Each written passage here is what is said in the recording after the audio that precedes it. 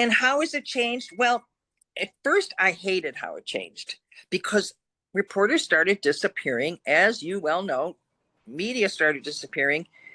And it wasn't like overnight.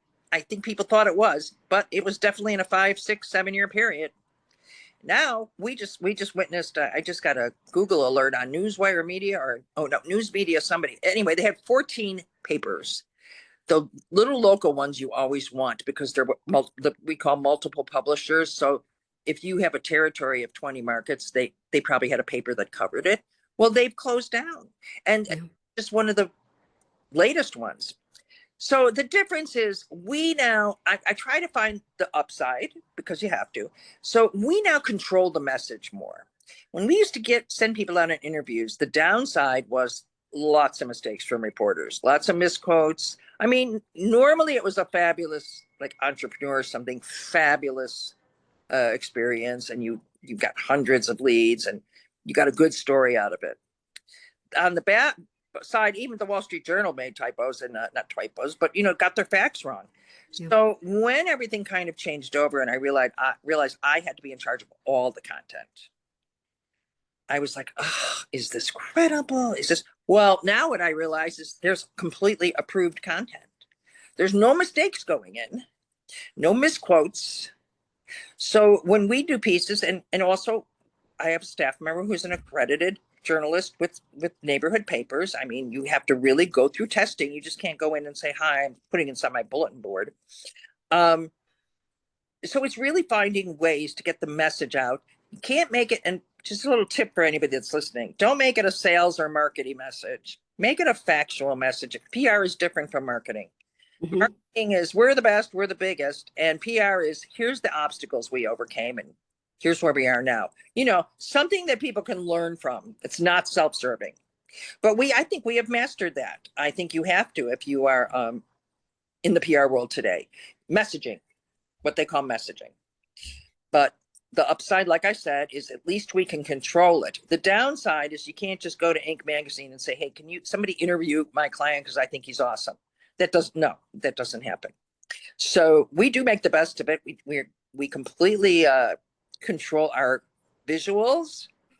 I have veterans that I use for things, and we combine their pictures, and we have an art director. I have very few staff members, but what we have is and we all have some little problem. Like I'm old. one's going through chemo, and one has. I said, you know what? Together we're one great PR person. But it's true. We have skills that the kids don't have. They just don't, and they will never have. So I stayed with 3 of my original people, and I think we're kicking it for our clients. I mean, they love us, and I love them.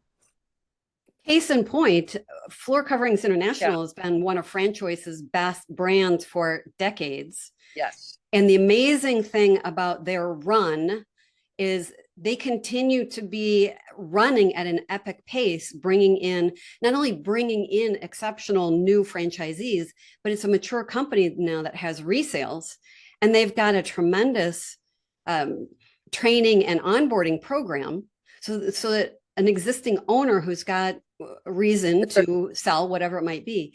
So Floor Coverings International is one of my best brands for not only new people coming in, but then also for people I've placed who are now looking to exit. They are getting the support they need from Tom Wood's group. Yeah. And I will say that they didn't always do that well with brokers, and they had to, but the thing I love about Tom Wood is a person, he's one in a gajillion. He doesn't go, well, it's going to be my way. It's going to work. And I'll just keep hiring development people and all that stuff. No, when he doesn't do something and he does something and it just doesn't work after a year or so, he goes, okay, this is not working. And he develops another method. He also gives a lot of autonomy to his people. He doesn't boss them, or he's not micromanaging at all, but he picks the best people. This comes from Charlie Chase, the years of them together.